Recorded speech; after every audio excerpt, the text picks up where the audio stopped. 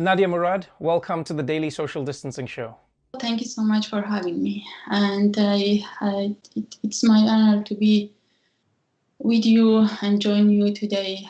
Before we start, I just want to remind your viewers that today is the World Day Against the Human Trafficking. And it is our collective responsibility to end the human trafficking. And I hope everyone can help to raise awareness about these topics.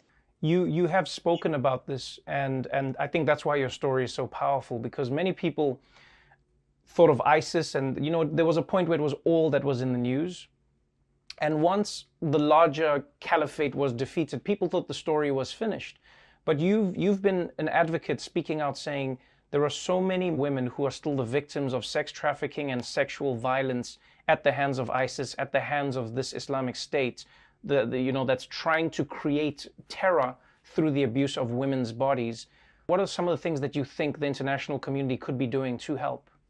I wish that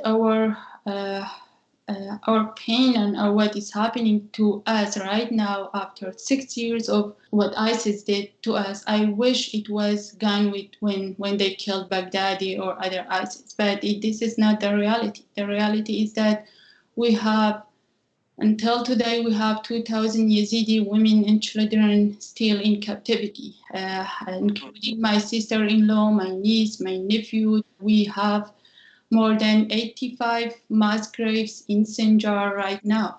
We have more than 60% of the Yazidi community is displaced. Our homeland is destroyed. And what ISIS came not just for 1 or 2 days. ISIS left behind them a community that will not recover without the support of international community.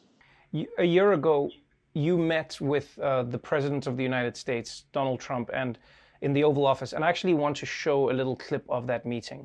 I hope you can call or anything to Iraqi and Kurdistan government to. But ISIS is gone. But if I can. Now it's Kurdish and who? Iraqi government. If I cannot go to my home and live in a safe place and get my dignity back, we cannot find a safe place to live. All this happened to me. They killed my mom, my 6 brother. They left behind them. Where are they now? They killed them. They are in the mass graves in Sinjar, and I'm still fighting just to live in safe. Please do something. You had to explain to him the situation on the ground.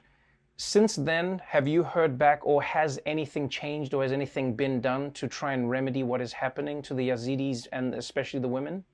With the U.S. government, we have been doing a lot of work. Vice President Mike Pence, from the beginning, he's a big support to our case to Yazidi to go back. I think one of the most difficult challenges I have faced since the beginning, that my community was not well known to other people, even right.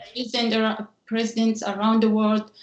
And it was difficult for me to go and explain to them who we are, what happened to us. I think 20 days later, I had met them again in France, in the G7 in the France, and I think they got the message. And this was my work, advocating for my community and many other communities around the world, that to make sure that people will know what happened to us, so they will try to do something like Yazidi or others will not go through that things again.